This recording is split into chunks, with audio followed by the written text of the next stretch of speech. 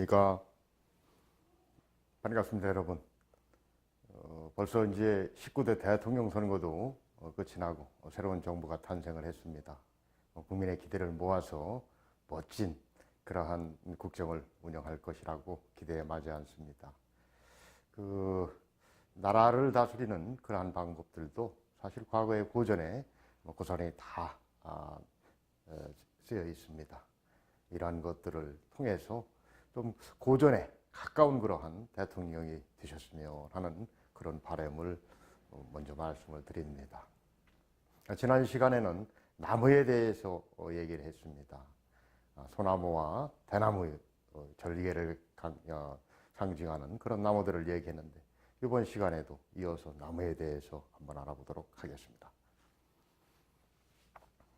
이번 시간에 살펴볼 것은 잣나무입니다. 잣나무 백자입니다. 그 다음에 오동입니다. 오동나무입니다. 이 두 나무에 대해서 한번 살펴보도록 하죠. 먼저 잣나무를 어떻게 설명하고 있는지 한번 살펴보도록 하겠습니다.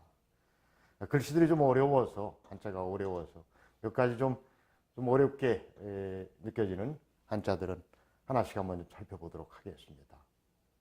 창은 풀을 창입니다. 염은 수염염, 가틀약, 창극, 서리, 바람, 비, 상처를 입다, 상처를 주다 할 때 상할 상, 서리, 눈, 변할 변. 이 유자는 같을 유자라고도 하고 오히려 유자라고 합니다.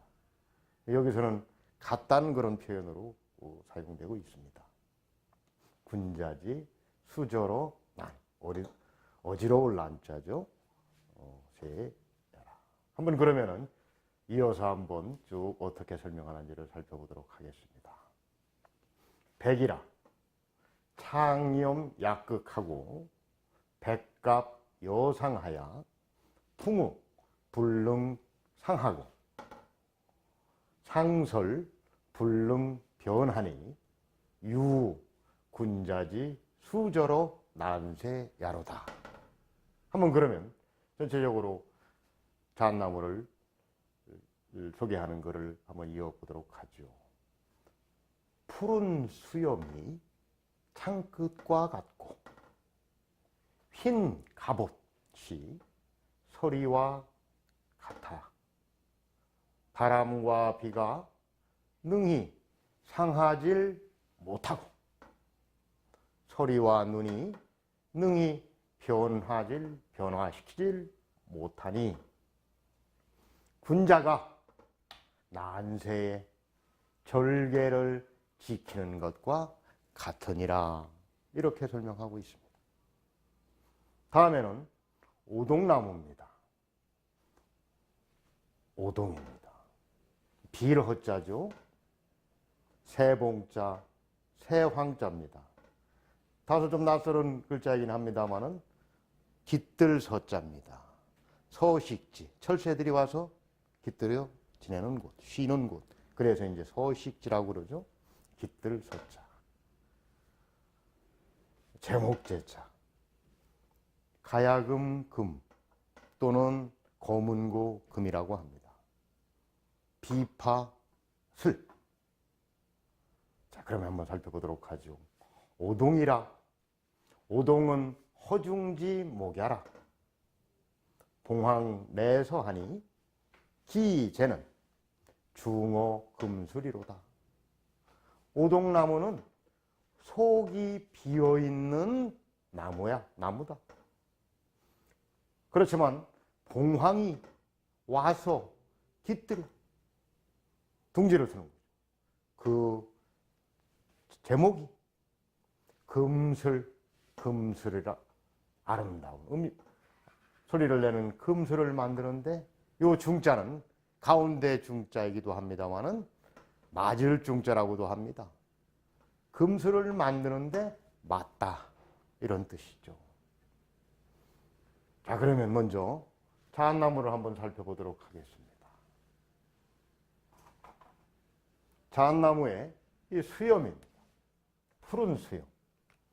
잣은 일반 소나무와 같지 않고 나무 잎에 이러한 푸른 수염들이 뾰족하게 날카롭게 나와 있습니다. 그것이 창끝과 같다고 이렇게 표현을 하고 있습니다. 그리고 잣나무의 줄기는 허였습니다. 그것을 백갑이라고 표현했습니다. 흰색 갑옷, 네. 갑주 이런 표현이 있죠. 성서에도 갑주라는 표현이 있죠. 갑은 갑옷, 투구 주자를 씁니다. 그래서 투구주, 갑주라는 표현을 하죠. 갑옷과 투구를 자제대로 갖추고 그리고 용맹스럽게 싸우는 모습, 이런 것, 그래 갑주라는 표현을 하죠. 바로 이 갑옷입니다. 흰색 갑옷이 서리와 같다. 서리 환하게 그렇게 깔리죠. 가을이 되면 이 서리는 아주 많은 물 중에 풀을 일시에 다 말라 죽이는 그런 아주 냉혹함도 있습니다. 그래서 추상 같다고 그러죠. 가을 서리, 추상 같은 가을 서리는 그렇게 아주 냉혹한 겁니다. 서리와 같이. 그리고 그 잣나무의 단단함, 고결함, 이런 것들이 결코 바람과 비가 아무리 몰아치더라도 결코 잣나무를 상하지를 못합니다. 서리와 눈이, 대부분 서리나 눈이 오면은 다 나무는 잎을 떨어뜨리죠. 유독 소나무와 잣나무 잎을 간직하고 있습니다.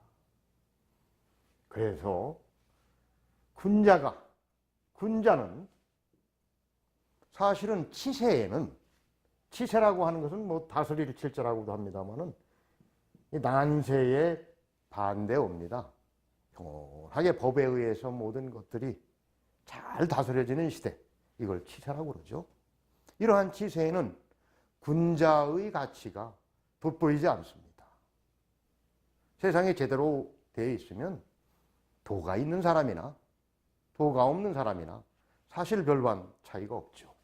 그런데 난세에는 바로 제대로 마음의 수양을 통해서 세상을 제대로 이끌려고 하는 그러한 올곧은 생각을 가진 사람들이 난세에는 두드러지게 나타날 수 있는 겁니다. 바로 사서삼경 속에 또 우리 동양에 있어서의 가장 큰 가치가 이 군자가 되는 것입니다. 왕도 군자가 되어야 되겠고 아주 지극히 평범한 서민들도 다 군자가 되는 겁니다. 물론 과거에 신분사회이긴 했습니다만 바로 군자라고 하는, 그러나 우리 이상인이죠. 이상이 될 수 있는 그런 사람이 바로 동양 사상이 추구하는 그러한 가치를 갖춘 사람입니다. 바로 군자. 바로 이러한 군자가 바로 이렇게 어지럽고 한 세상에서 그렇게 자기가 가지고 있던 평소의 어떤 절도나 절개를, 지조를 지킬 숫자, 지키는 것과 같더라.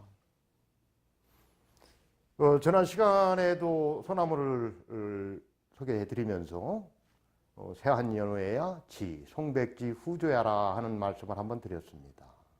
세상이 추워진 연호해야 비로소 송백, 소나무와 잣나무가 다른 나무들은 다 졌는데도 끝까지 나무가 시들지 않고 조는 후조라고 하는 것은 마를 조자입니다. 마르지 않는 그러한 모습들을 가지고 있더라. 그게 진짜 군자의 모습이죠. 사실 지난 뭐 정권 얘기를 하면 좀 그렇긴 합니다만 지난 정권은 굉장히 상실 기도입니다. 윗분들이 그 도를 잃어버리는 것들을 너무 많이 우리가 목격했습니다. 대통령이 탄핵이 되는 그러한 지경에 이를 수 있도록 이르게까지 정말 위정을 하는 그러한 분들이 그 지켜야 될 도리를 잃어버림으로 인해서 우리의 일반 국민들이 민산구의로다. 백성들의 흩어진 것이, 마음이 흩어진 것이 오래되었더라. 천국이라. 이젠 대통령도 교도소에 가서 영어의 몸이 됐습니다. 안타까운 일이죠. 그렇지만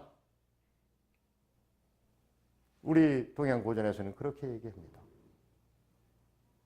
여듣기정이면 그 실정을 알고 제대로 잘못한 부분들을 명확하게 반성하고 그리고 용서를 구한다면 애경이물이라. 애경이물이라는 표현이 있습니다. 슬퍼하고 긍휼히 여기고 애경이물이라. 그리고 그러한 사실들을 우리가 알았다고 그래서 그래서 그렇구나. 나중에 이 퍼즐을 짜맞추는 것 같이 그래서 그랬구나. 왜 이런 일들이 생겼을까 하는 그러할 때 느끼는 희열이 있는데 절대 그러한 것으로 희열을 느끼지 말아라. 무례 하지 말아라. 기쁠 희자를 써서 애경이물이라 이런 표현을 씁니다. 정말 안타까운 부분이죠. 정말 지난 정권에서 그렇게 국정을 농단하는 시기에 이와 같이 소나무와 잣나무의 절개를 지키는 그러한 좀 충성스러운 관료들이 있었으면 참 이와 같이 어려운 그러한 형국을 초래하진 않았을까 하는 생각을 좀 가져봅니다. 군자는 난세에 빛이 나는 겁니다. 정말 평소에 그러한 수양을 통해서 군자가 그러한 노력들을 우리 시청자분들께서는 좀 하셨으면 하는 바람입니다. 다음에는 오동나무입니다. 마을 입구에 가면 오동나무가 길게 서 있습니다. 사람의 키에 한 5, 6배 이상의 큰 나무죠. 그리고 오동나무는 잘 자랍니다. 근데 오동나무를 이렇게 한번 베서 보면 그 속이 비어 있습니다. 여기서 이제 허라고 하는 것이 굉장히 중요한 건데요. 속이 비어 있다. 이 비어 있다는 거의 반대말이 뭘까요? 차 있다. 실답다. 열매 실자죠. 아주 실답다. 허하다. 실답다. 실하다. 이런 표현을 쓰는데 사실은 허와 실이라고 하는 것 이제 이 노장 사상의 핵심이 바로 이 허입니다. 비어 있다는 것, 그릇이라고 하는 것은 비어 있을 때 또 가치가 있고 왜? 그릇에 담을 수 있는 여지가 있다는 것이죠. 과거에 바퀴의 표현을 합니다. 수레의 바퀴. 수레의 바퀴는 나무로 만들어지죠.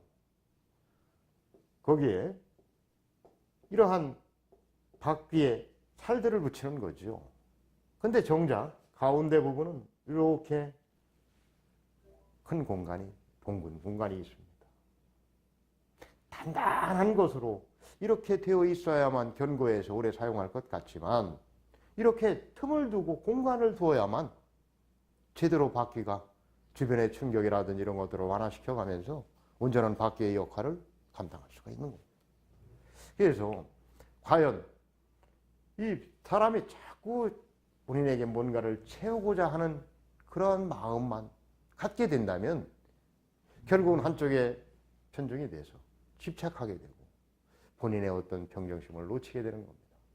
그래서 허심평기라는 얘기를 많이 합니다. 비일허자.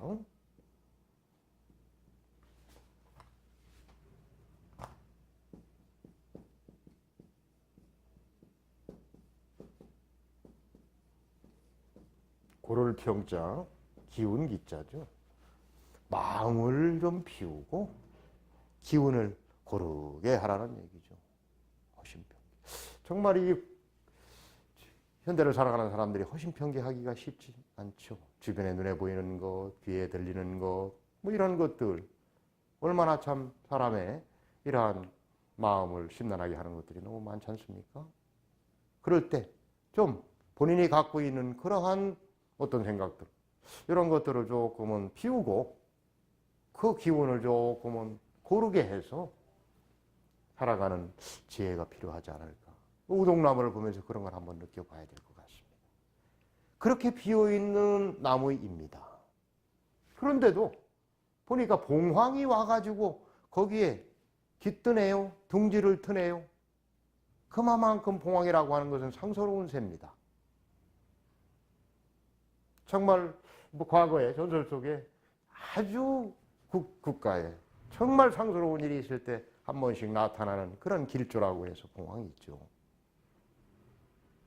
이러한 봉황이 와서 깃듭니다. 봉황이 사는 그런 나무니 얼마나 고귀한 품성을 가지고 있겠어요. 우동이라고 하는 건 그렇죠. 그러니 그 제목이 그 나무의 재질 자체가 우동나무는 상당히 부드럽습니다. 약합니다. 그렇지만 나무에서 건조를 시켜서 악기를 만들고 하더라도 결코 뒤틀려지지 않습니다. 뭐 나무의 최고의 상품은 건조하고 이후의 과정에 과연 그 모습을 그대로 간직하느냐, 이것이 굉장히 중요한 것이죠. 그래서 과거에는 딸들을 낳고 하면 이 오동나무를 집 앞에다 하나씩 심었습니다. 그래서 그 오동나무 아이가 커서 장성해가지고 시집갈 나이가 되면 그 오동나무를 베가지고 장롱을 하나씩 만들어주기도 했었죠. 그 바로 나무의 재질이 금슬, 가장 참 조화로운 악기죠. 금술 좋다는 표현 여러분들 들으셨죠? 부부간의 금술이 좋다. 바로 그 금술입니다. 검은고와 비파가 서로 각기의 소리를 내면서 부족한 부분을 서로 보충해주고 그러는 역할, 바로 금술이죠. 근데 이러한 금술을 만드는데 앞서 말씀드린 대로 중이라고 하는 것은 가운데가 아니고 그거에 적합하다, 맞다, 이런 표현이죠. 맞을 중자입니다. 그래서 금술을 만드는데 아주 적합하고 맞다, 이런 표현이죠. 그 오동나무가 약하고 유약합니다. 정말.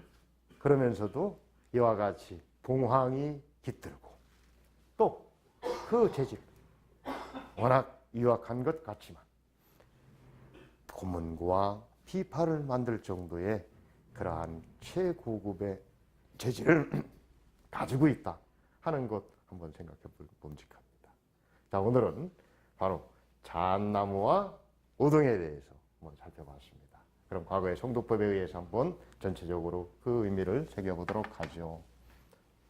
백이라 창영극약하고 백가묘상하야 풍우불능상하고 항설불능변하니 유군자지수저로 난세야로다. 잣나무라 푸른 수염이 창끝과 같고 흰 갑옷이 서리와 같아서 바람과 비가 능히 상하지 못하고 서리와 눈이 능히 변하지 못한 군자가 어지러운 세상의 절개를 지키는 것과 같도다. 오동이라 오동은 허중지 모야라 봉황이 내서 하니 이제는 중어금술이로다. 오동이라, 오동은 속이 피어있는 나무다. 상서로운 봉황이 와서 깃드니 그 제목이 금술을 만드는데 적합하더라. 정말 잣나무와 오동나무 귀한 나무들입니다. 우리가 바로 잣나무와 같은 그러한 성품, 오동의 그러한 유약하면서도 고든 성품, 이런 것을 한번 생각해 보는 SNS 타임 시청자 여러분 되셨으면 좋겠습니다. 감사합니다.